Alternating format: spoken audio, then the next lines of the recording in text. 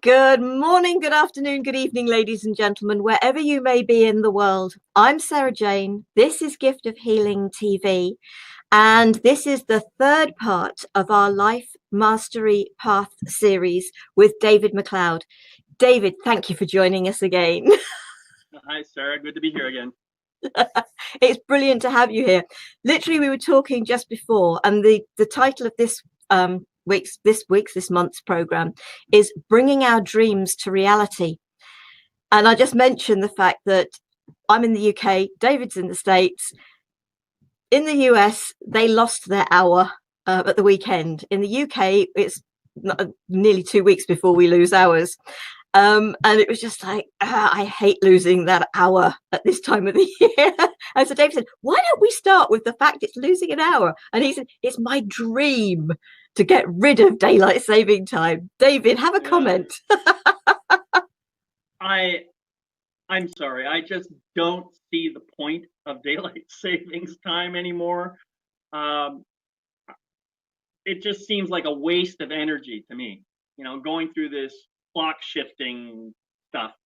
I'd say personally, my preference would be I like it at the way it's set up right now with daylight savings time engaged. Let's just leave it on and never touch the clocks again. That's my dream. Can I bring that to reality? Well, we'll have to wait and see. But I think there's an awful lot of people whose reaction is just exactly the same. Why are we doing it? And I think with the UK, the reason that we do it 2 weeks later, mind you, having said that, in Europe, I think they do the same. I think Europe's doing it 25th of March, the same as we do. The reason we do it later is because of Scotland. And Scotland in the summer can have daylight up to 11:30 at night. Oh, nice. I like that. Whereas if we didn't do daylight saving time and if we stayed at the other, then it would get dark a little bit earlier for them. Oh, poor people. But in the winter, it's dark by something like 3-4 o'clock in the afternoon. I know. Yeah. So, and I suppose I'm assuming that is what Canada affected similarly, and Alaska certainly is. And I obviously think, yeah, and Norway gets like the midnight sun and then doesn't get any daylight at all. And that's part of our challenge is in our world, isn't it? Is to bring more light into the world. And that's what you and I do, Sarah. Oh, and absolutely. I like to think of it as we're on perpetual spiritual daylight savings time. Where our job is to help people see their own brilliance and to shine their light in such a way that they grow and magnify and become the amazing human beings that they're meant to be, without in any way diminishing someone else's light. That's really what our work is about. That's what we're here to do, is to help people do that. So I really love doing whatever I can do to help people to really begin to see their own magnificence. That's what I call it, magnificence, because it isn't just, this idea of being magnificent. It's this idea of knowing that greater part of me, the true essence of who I really am, is pretty damn amazing. And that's true about every person on this planet. So one of my objectives is to help people to learn some of the skills, and together all these skills, I call it just life mastery. That's what I call it. And so I have this pathway that I've created that helps people to learn all of these skills one after another in a particular order that I think is, well, it may not be optimal, but it's close to optimal. Somebody else might come up with a different program that uses the same skills in a different way, and they'll call it something different, and they'll charge money for it, and who knows, But I've been putting this thing together for years. I like the way it's worked out, and so today we're focusing on how can we actually bring our dreams into reality. And I think that's just it, isn't it? But it's people realizing what their true dreams are and connecting those dreams, their heart choices. And it's listening to the heart, which is our connection to our soul, and Mhm. therefore, you know, people throw the term around. It's your life purpose. It's your life path. But what feels right? And it's not a matter about nighttime dreams. It's about Mhm. what are those true, what's that, what affects you so much that you can feel it right in your gut, that when you Mhm. think about it, it it's just so there in you. It becomes an absolute passion.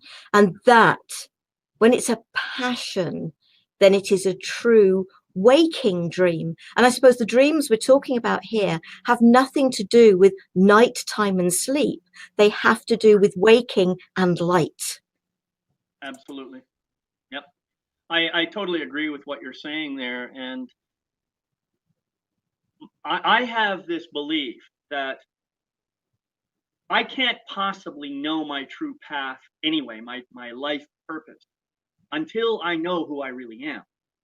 And knowing who I really am, it sounds easy on the surface, because all of us have this way of saying, well, I'm David, I'm a man, I'm a pilot, I'm a poet, I'm a writer, I'm a coach, I'm all these things. But those are just roles I play. Those are just qualities I have. Those are thoughts I have or beliefs I have because of who I am. They aren't who I am directly. And this is what a lot of people get confused about. They forget that they're really none of those things. There's something much, much deeper and more expansive and beautiful and magnificent than that. And it is a very highly spiritual quality, and something, some people talk about it being in the heart. Some people talk about it being in the soul. Some people talk about, that quiet voice and so forth. All of those things are true. But until you know who you really are, then having a clue about what your purpose in life is going to be a challenge. It's going to be difficult. So that's the first step. Get clear on who you are. Then all of a sudden, the truth about your purpose in life starts to emerge. It starts to show up. That quiet voice becomes more and more audible because you are more connected to it. And when you listen to that voice, all of a sudden you begin to see that things are in alignment, and those things that you think of as dreams, as things that you would like to create, as things you would like to manifest in the world, they actually become, in a sense, attainable. And so really it's just a question of, all right, great, now I've got this vision, this dream. What do I do now?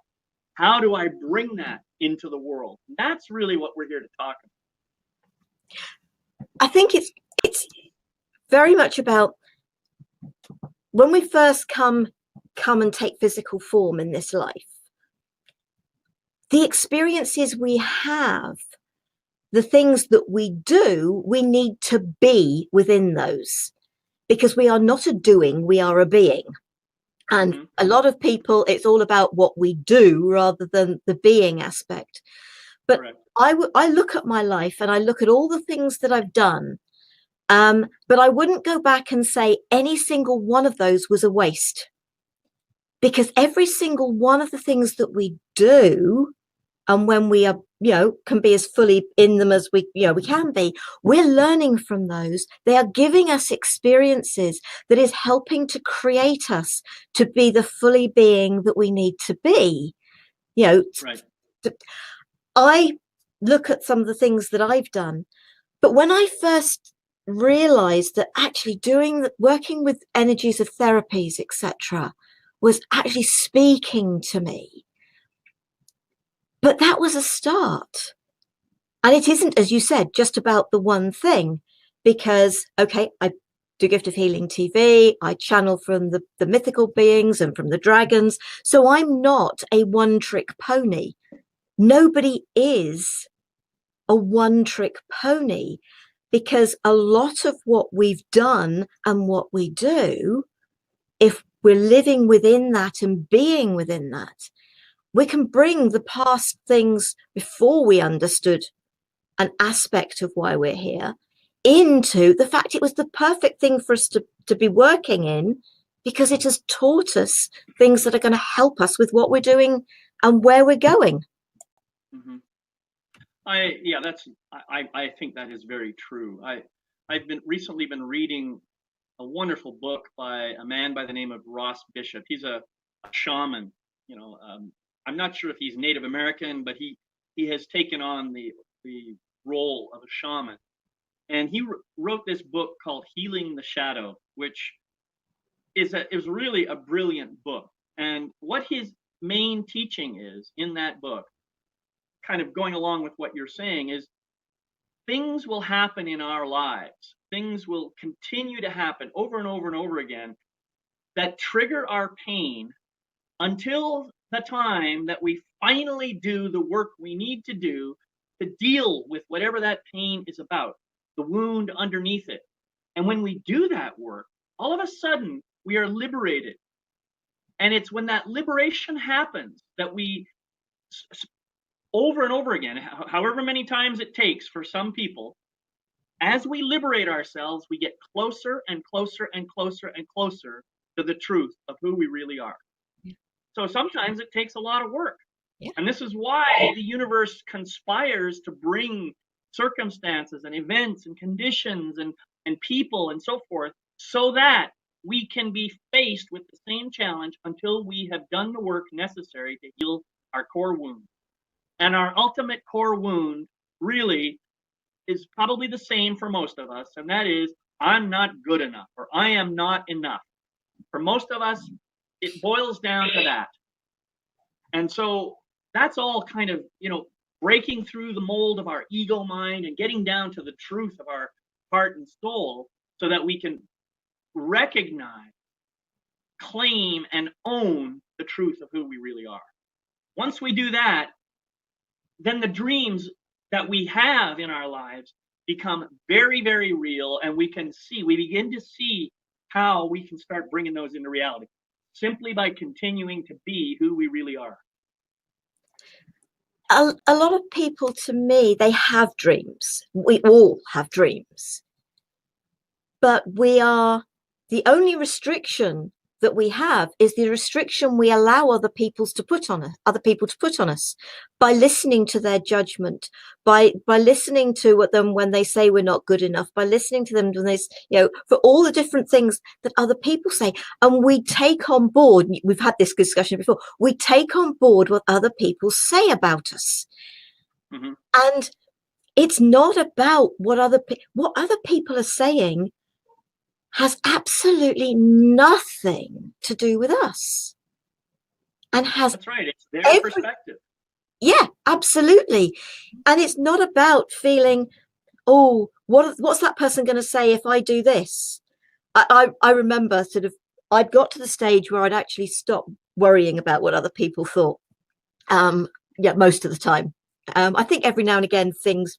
And it's just like, no, let it go, let it go, let it go. It doesn't matter what other people are saying or thinking.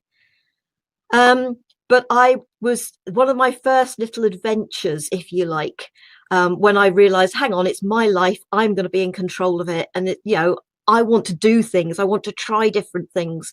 And I abseiled off the water tower, which is, I can't remember, 150 foot or something, locally. And my mother's reaction was, you can't do things like that. It's dangerous. And she's just like, you might not want to do things like that, but I'm very happy to. And she's had to get used to it. Because in June, I'm actually doing a wing walk, and she's going to come and watch, whether she likes it or not, whether she likes the fact I'm going to do it. But why shouldn't we go out and have experiences? Of course. And the more experiences we have, they can be little challenges or big challenges, but it doesn't matter what other people think. Go out and do it and live it and experience it and challenge life. And what you're describing is a particular kind of dream that I think that all of us experience one way or another. It's not the kind of dream that is really about having a vision of the world and trying to bring that into reality. This is more the kind of dream where man, I need to express and experience myself in fully. And one of the ways I need to do that is to jump off a water tower or walk on the wing of an airplane or whatever it is you need to do, because that might be a way for you. Now, I'm taking you as a specific Yeah. example here, Sarah. It might be a way for you to deal with a fear that exists inside you and to recognize that you have power to overcome pretty much anything. And it's a physical expression of that truth within you. And anybody can do that sort of thing. Now, other people may not want to walk on the wing of an airplane or leap off a building or something, but they have their own way of expressing themselves. Maybe it's something different, like taking up ballet when you're 40 years old. You know, how many people do that? Not very many, but just because you're 40 doesn't mean you can't learn how to do ballet. You know, you might not have as easy of a time as someone who starts when they're in their teens because their bodies are different and all the rest. But I say, so what? If that's what you truly want to do, go do it. And the truth is, we're never too old to try anything. Absolutely. Absolutely. We're never too old. You know, if you've hit 90 and you suddenly decide you want to write a book, do it. You know, if whatever you want to learn something new, it is not the prerogative, the sole area for youngsters to try new things and to go and learn new things. You know, my special friend sort of, he did his first degree when he was in his late 40s. I met him when he was 48 and he'd literally just started his law degree. Beautiful. And he's gone on and he's done a psychology degree as well. And so it is not the realm of the young to learn new things, to try new things, to do different things, and to experience the things of life. Absolutely. Bring forth your dreams, whatever they may be, so they can be the fun experiences of life. And then they can be okay, so now from everything I've experienced, how can I help others? And I think most of us, that helping others comes from our own healing journey. Those of us that do what you and I do. Mm-hmm. Our experience of our own healing journey is how we then help others, because we have that empathy, we have that understanding, and it's our journey that's helped create what we bring. That's right. And furthermore, you know, to get back to your point about going out and learning something new or trying something new, regardless of how old you are, how young you are, or whatever, or any perceived restrictions you may think you have, part of the reason for doing that is to build confidence in just showing up in life. If you can do one thing that seemed difficult to you at the time that you did it, the next time something different comes along that's also difficult, you'll say, wait, I remember I had a similar experience. I think I can do this. So everything that you do helps to contribute to the growth so that you can actually manifest the kind of world you want. And the kind of world I want is a world where everyone gets to experience and express him or herself to the maximum extent possible. That's the kind of world I want. I want a place where, you know, we have unconditional love everywhere. Now, is it going to happen in my lifetime? Maybe not. But I can do my part to help create that by showing up in an unconditionally loving way and supporting people to do the same. That's how I create my vision. It isn't necessarily that my vision is going to be completely done before I leave this planet. It's possible, but it seems, you know, if it's a true vision, then it's probably a lot bigger than who I am. But I think that's why there are so many of us. Well, exactly. You know, because we all bring our own aspect to touch the lives of those we are here to touch. Not Yep. everybody is going to want what I offer, because what I offer, it might be people listen to my voice and think, can't cope with that. Do you know what? That's fine. It doesn't matter. There are people's voices I listen to and I'm thinking, I'm liking what you're saying, but I really can't cope with that. And I remember when we were at the Messenger Summit, there was one particular speaker, no names, no pack drill, whose language was not my language. Mm-hmm. I'm one of these people, I actually don't like swearing. I, you know, people want to swear, that's fine. It just doesn't resonate with me. And I remember that individual saying, and if the way I speak doesn't resonate with you, then I am not the right person for you. Exactly. Mm-hmm. If you wish to hear bad language, if bad language, what I call bad language, is what helps get your attention, great. You will find those people that are right for you. Mm-hmm. But it isn't me. Mm-hmm. Yeah, I'm not saying I've never used bad language, but I haven't used it very much for a very long time because that's the environment I was brought up in. Challenge yourself to experience life and know that not everybody's right for you. You're not right for everybody, but the right person and the right thing is out there for you. And they say, stop knocking on the door that's closed, turn round and look for the one that's opening. Because it's so important, isn't it? Yeah. If something that you want, you think you want, is just isn't happening, it isn't a matter of I've got to give up. It's just turn around. There's another route, there's another door, there's another way. It may not be the way you think. So your dreams aren't necessarily always going to come to fruition in the way you think and in the time you think. But if you challenge yourself and go for it, there's no reason why they shouldn't. Right. I agree with that. I also think that when I find myself triggered by someone or something that's going on, it usually indicates for me some aspect of my own development that could use a little bit of support. I found that when my ego mind gets all kind of wound up and I find myself caught up in judgments about other people, usually there's an aspect of myself that I haven't dealt with, or maybe I haven't dealt with it enough to help heal that issue.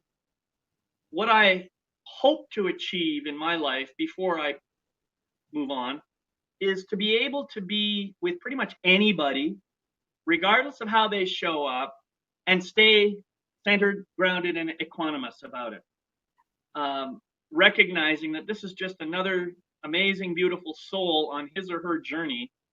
I don't necessarily resonate with how they are choosing to do their journey, but that's okay. It's their journey. When I have that sort of thing and when I can get to that place, I'll know that I've done most of my work. I haven't got there yet. I still have some ways to go in that regard. I do I do find myself getting triggered by certain kinds of behaviors of other people, and I recognize, yeah, when that person triggers me, there's a part of me that behaves that way, and I really don't like it when I behave that way. So it's wonderful that it happens, and that's the beauty of living in this physical world that we live in. We have all these amazing, powerful mirrors that just walk around and keep reflecting us all over the place. That's the beauty of this life, or at least that's how I see it.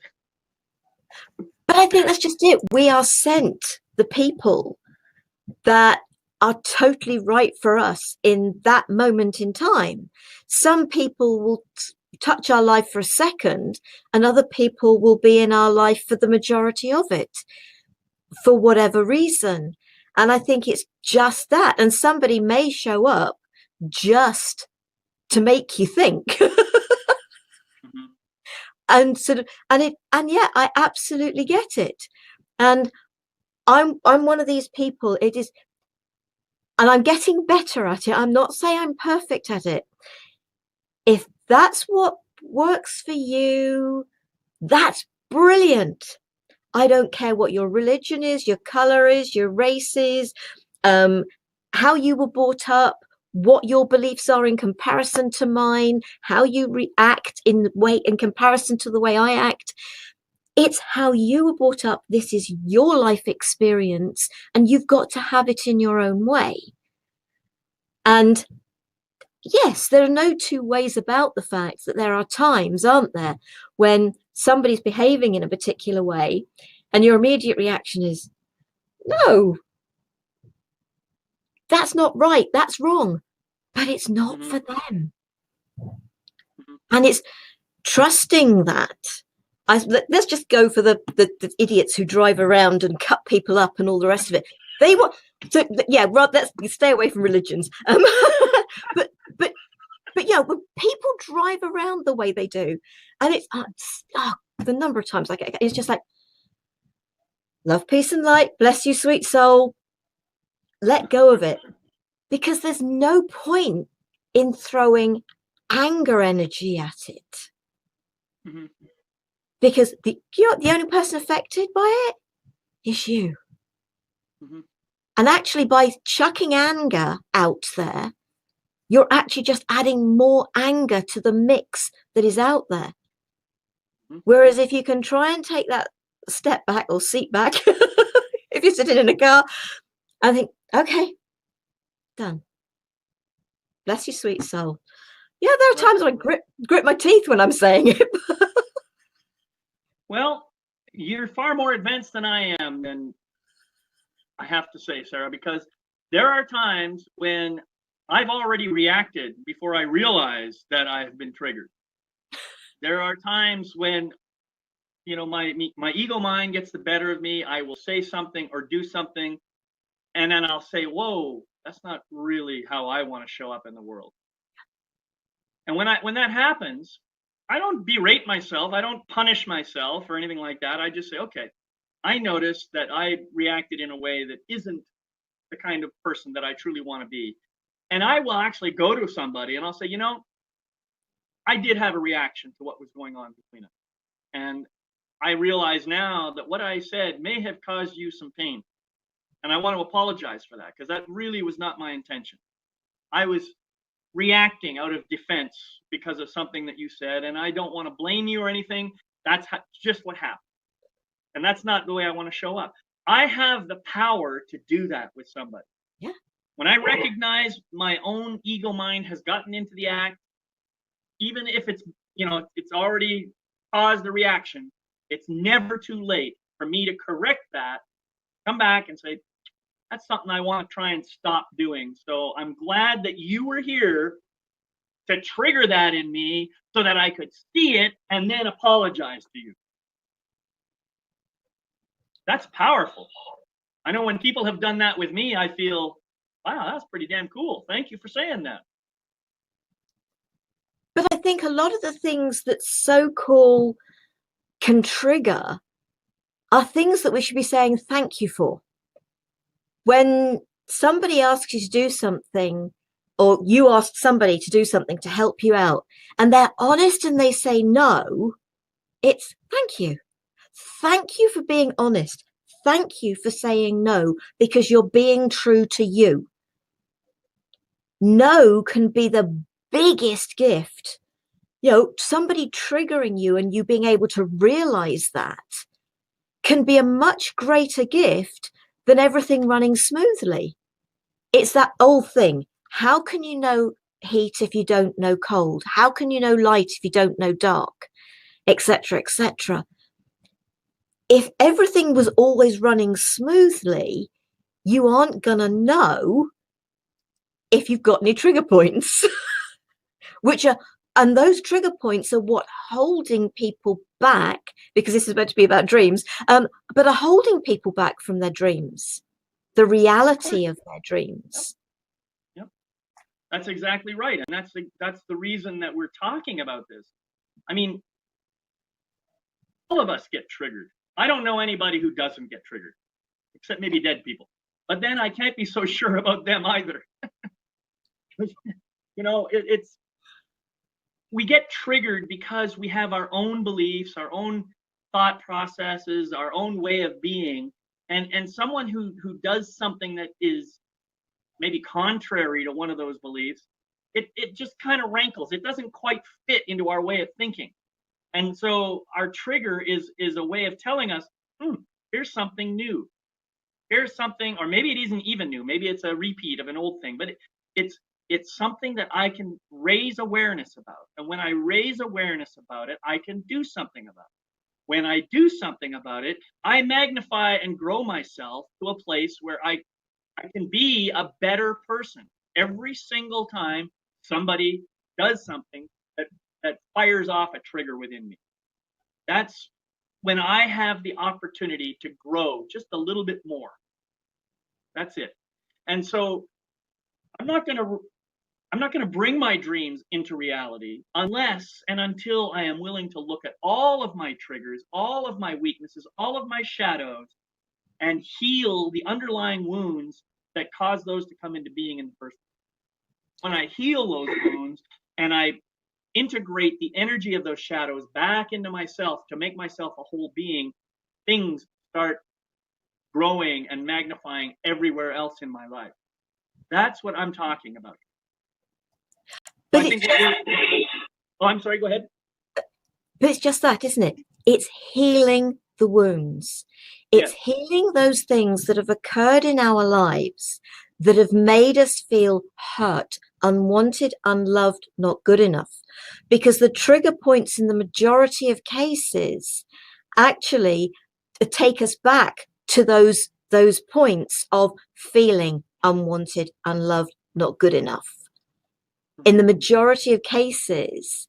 And obviously, when you are triggered, you go back into that hurt. And that, and it's allowing ourselves to realize that one, what the person has said usually has absolutely nothing to do with us at all. It's their stuff. And there's no need for us to feel that unwanted, unloved, not good enough, because we are absolutely good enough. And the really important thing is not to look for acknowledgement from other people, not look from the love for that. Yeah, you're good enough. You're good enough. Of course, you're good enough. You're wanted. Yeah. Don't look at it from other people. It has to all come from within yourself. Your total beingness comes when you realize that everything you need, that true unconditional love for self, that trust, that faith and belief in yourself, is all you need. You don't need that from anybody else at all. When you have it for yourself, you can bring it to others, and you will receive it from others, but you don't need it from others. Right. What more can I say to that? That's beautiful, and I think it's completely true. Everything that any of us needs, was given to us at the moment that we arrived here. Everything we need to have our full life experience is already here. All we need to do is remember who we really are, tap into that wisdom, and we can get access to any question, any answer that we need at any time. And when we take the time to listen to the answer, then we can begin acting accordingly. And that in itself is the creative process that brings into reality the things that we claim we truly want. Yeah. And when we step into that, our things that we claim we truly want can change because of our growth. And I think, you've got one of the comments here is, why is it that so many people cannot seem to realize their vision of life? And I think, to be perfectly honest, within what we've just said, that's the answer. because so many of us envision life from outside of us rather than coming from internally, from inside of us and from us. Right. Yeah, I think the big reason why people can't fulfill it just keeps cycling around. It comes back to the same thing over and over and over again. So know that you are an amazing, dynamic, beautiful, spiritual, magnificent being of light and love. Know that and trust it and begin to experience it in your life. And all the other things, the father, the pilot, the bricklayer, the I don't care, seamstress, the writer, all those roles that might show up in your life, the mother role, the father role, the brother, the sister, the lover, those are just things you do. Things you do because of who you really are. Now, when you can know who you really are, then you can choose more consciously what it is you're going to do and how you're going to do them. And that's really the secret to life right there. Absolutely. Absolutely. One of the questions you've put here is, how can we collectively, put my teeth back in, they're mine actually, bring our dreams into reality? Well, how would you like, I mean, what if I can do these things that I just described, learning who I really am, choosing how I want to show up in the world, if I can do that, so can you. So can every other person on this planet. Any of us have the opportunity to do this. The more of us who do this, who choose this path of conscious self-creation, and I call it creation because even though I'm already a manifested being, there are ways in which I consciously choose to grow and change and shift. That is a process of creation in my mind. So I call it conscious self-creation. The more of us who can do that, the more of us collectively bring a better vision for an entire world into existence. That's my answer to that question. And I think that's just it, isn't it? You and I started from, and everybody has started from a difficult place. I didn't come, yes, I came into this world totally perfect, and then life took over. Things that happened to me, experiences I had, took over and made me feel unwanted, unloved, not good enough, unworthy, you name it, every negative terminology you can find. That was me.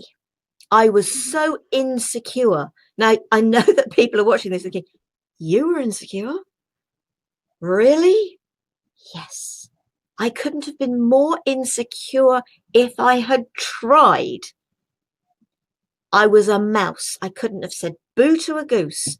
Stick me in a room full of people and all I wanted to do was for the floor to swallow me up or sink back into the wall. I was so shy. It was ridiculous. I've gone totally the other way now. But we can do that. Yeah.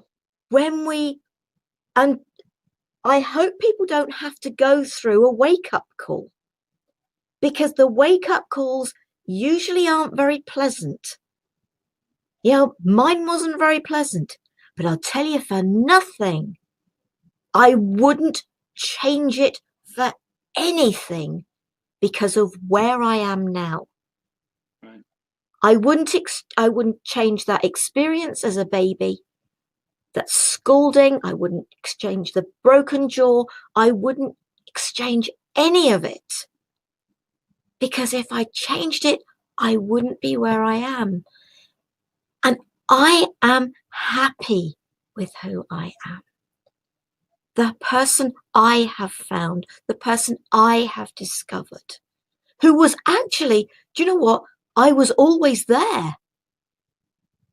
I was always there, but I was so insecure, I couldn't see me. And there are so many of us who have had experiences that are that wake-up call. Correct. And the people like myself and David who have gone through our wake-up calls are here to help people who don't necessarily need to go through those wake-up calls. Right. One thing I do believe is that any kind of a wake-up call is a powerful incentive to grow, for sure. However, I think it's possible to grow without having a heavily traumatic event happen in your life. Yeah. But all of us are going to experience pain. Every single one of us. That's part of the nature of life. The pain, if you were to sit and look at your pain and then try to compare it to somebody else's pain, yours may seem smaller, but forget it. Comparisons don't do anything. Comparisons are useless. All they are is a waste of time. The fact of the matter is, your pain is your pain, and it hurt you the way it hurt you. Period. End of discussion. And how you found your way out of that pain is also part of your journey. You may still be in pain. You may still find yourself feeling pain. Maybe there's something about your life that you feel trapped. You feel like you just simply can't get out of it. But I can guarantee you there is a way out. You can find your way out by getting help from people like Sarah and myself, or somebody else in your own community who knows about the kind of pain that you're going through. And that's really all we can do. We help each other. You know, you're feeling pain. I want you to feel less pain. That's called compassion. I want to help you find a way to heal your pain. That's called compassion. I don't necessarily want to feel your pain myself. I mean, I might empathize with it, but I know how it feels to be relieved pain, and so I want to help you find that relief. That's really what we're here to do, to help each other in that regard. So don't compare your pain to anybody else's. Just, if you need help, ask for it. Absolutely. I've said when I've talked to people and about, so especially with childhood pain, one word can be so traumatic to a child. Of course. Who is to judge that it's a scolding, which was what I got, and I think I've actually got the words as well, with something different. You know, I think I went through a whole load of them, but I think everybody does. Mm-hmm. Don't judge what is traumatic to another person. Because, you know, I've worked with people who've been abused, male and female. You know, it's not just a female thing. Men have been abused as well. It's about realizing that everybody is different and everybody feels pain, and it's not for any single one of us to judge how that pain occurred. They've had pain. Simple as that. And that's why, yeah, as you said, that's why we're here sharing our experiences and helping people to realize, you know what, I can get over that pain. I can use that pain as a stepping stone to a much fuller life. Yep. And I think that's what we've done, isn't it? We've absolutely. Yeah. And the other thing that people need to understand is no matter how much work you've done and how much healing you've done, that doesn't guarantee that you will never feel pain again. Nothing, there is no such guarantee. Something else might come up in your life that causes a whole new kind of pain. That's maybe it's similar in some way or different, but I can promise you this, you will get through that too. Because that's what life is about. We learn how to deal with the pain. We learn how to recognize it as a as a wonderful teaching experience, although it may not feel that way in the moment. It certainly will when you look back on it after the passage of time, after the passage of healing time. And that's why Sarah was talking about her wake-up call, and some of the trauma that she went through. She said she wouldn't change any of it because she knows that that's how she was able to find her way to where she is now. That's true for all of us. Now, there might have been another pathway to get where she is now, but she still wouldn't change anything. So I'm not asking you to go out and invite pain into your life. That's not what I'm doing at all. What I am suggesting is, if it shows up, just deal with it and get help. That is the key.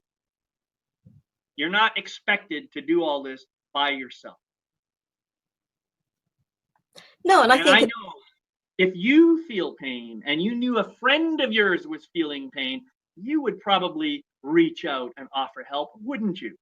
So be available for someone else to give you some help when you're feeling. I think it's as Neil Donald Walsh has said, perhaps when everything is falling apart, it is actually falling together. And I suppose when things are going, things seem to be going a little bit pear-shaped, it's just like, okay, there's a really good reason for this.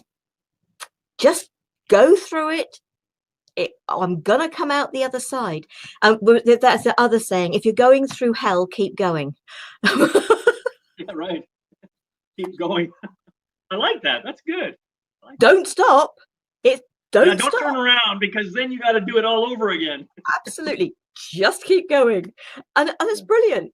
And so it is. It's we can all help each other by being honest with ourselves and being honest with each other. Mm-hmm. And we may not like the honesty, but I would rather have honesty than lies. Right. And insincerity. Yeah, the idea of brutal honesty, where it's painful. I think I'd rather have that than sugar-coated lies that make me feel good, that instant gratification stuff. Because that sugar-coated lie is going to fall apart at some point. And then the truth will come out anyway. Yeah. So I think that honest truth right now is better than anything that's delayed. Oh, absolutely. Absolutely. We are actually coming to the end of the program. David, have we got links to your online program? That is still in process. Okay. The launch is going to be happening next month, so I'll be able to give you something then. But meanwhile, I would just encourage people to go to my website at yourlifemasterycoach.com, and you can find links to some things that I have there. And if you want to contact me or do a discovery session, or get a free life satisfaction survey, you can do those. But meanwhile, I want people just to know that their dreams matter. Your dreams matter. And I really want you to put some faith in the fact that once you get down to the truth of who you are and begin to do all the work necessary to heal those old wounds, believe me, you are going to grow into an amazing, magnificent being whose dreams will shift and change and become even more amazing. And then just watch what happens. That's what I'm looking forward to. Absolutely. And the more of us that can find that love within ourselves, find ourselves, live our lives, not just exist, live our lives and experience and allow our dreams, the happier actually we become and the whole world becomes. Absolutely. Yep. When I add a little bit of tiny amount of happiness into the world, guess what? That's more happiness and less pain overall. This was a saying that I found this week. Stop pushing so hard on the door looking for happiness. It opens inwards. That's correct. Isn't that beautiful? I think it's brilliant, absolutely brilliant. And it was just like, oh yeah, I like that. And most people's biggest dream is having a happy life. Correct. Happy and fulfilled. Yep. Yeah, absolutely. Absolutely. David, thank you so very much. We are back again next month. And as you said, hopefully your program will be up and running by then. And that will be on Wednesday, the 11th of April. And that will be Finding Order in Chaos. I love chaos. Well then, be prepared for a chaotic event. We could end up with a very chaotic program, especially with you and me. Next week, I'm doing a Thoughtful Nuggets and Pearls, When Life is Falling Apart. And I know we've sort of suggested that in this program. And the following week, I am being joined by Alexandra Kleberg, who's going to be sharing Self-Healing 9 Steps into the Wealth of Health. So please feel free to join us for any of those. Be lovely to have you with us. And obviously, I hope that you will join us again for David's program on the 11th of April. If you missed the first two, please go to the website, giftofhealingtv.com, to our catch-up page, and under the interviews section, click on that, and you will find series 1 and 2, and this one, once I've got that up tomorrow morning. So, David, thank you. It's been an absolute pleasure, as always. I'm looking forward to next month's. Me too. And in the meantime, folks, have a great weekend, and we'll look forward to seeing you in the not too distant future. Love, peace, and light to you all. Namaste. Bye, everybody.